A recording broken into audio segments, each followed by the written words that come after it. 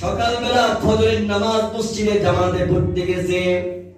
জামাতে পড়তে যাওয়ার পরে ইমাম সাহেব সালাম ফিরিয়ে আসসালামু আলাইকুম ওয়া রাহমাতুল্লাহ, আসসালামু আলাইকুম ওয়া রাহমাতুল্লাহ। পেছন দিকে ইমাম সাহেব তাকায় দেখে একজন লোক মসজিদের কোণায় বসা। হঠাৎ করে ইমাম সাহেব ওই ব্যক্তিকে দেখে আশ্চর্য হয়ে গেলেন আর বলতেছেন, এই লোকটাকে আমি এলাকার ভিতরে সর্ব অবস্থায় থেকে সব জায়গায় থেকে কিন্তু মসজিদে দেখি না। ও আল্লাহর বান্দা, কি কারণে মসজিদে আজকে চলে আসছে? এই ব্যক্তি সামনে সামনে আস্তে আস্তে ইমাম সাহেবের কাছে অগ্রসর হলেন।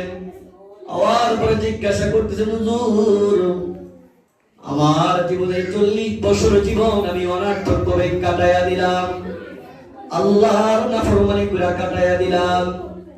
ইলমও শিখি নাই, নামাজও পড়ি নাই, ইলমও শিখি নাই, যাকাত আদায় করি নাই, ইলমও শিখি নাই, মানুষের সাথে সৎ ব্যবহার করি নাই, ইলমও শিখি নাই, আমলও করতে পারি নাই, ইলমও শিখি নাই, দুনিয়ার মানুষের সাথে সৎ আচরণ করতে পারি নাই।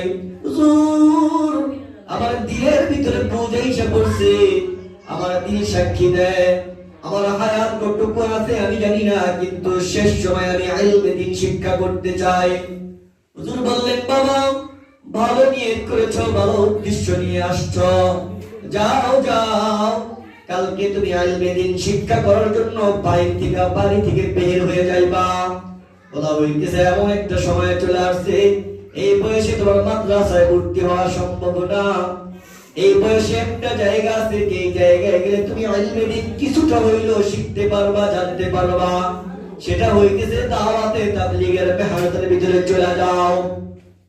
আল্লাহর বান্দা বাড়িতে গেলেন, যাওয়ার পরে স্ত্রীকে বলতেছেন, জীবনের সমস্ত সময়টুকু তোমার পেছনে ব্যয় করে দিলাম, সন্তানের পেছনে ব্যয় করে দিলাম। যে রব্বি আল্লাহ আমাকে বানাইছে, যে রব্বে আল্লাহ আমাকে দুনিয়ার ভিতরে প্রেরণ করেছে, ওই রব্বে কারীমকে তো আমি এখনো চিনতে পারি নাই, জানতে পারি নাই।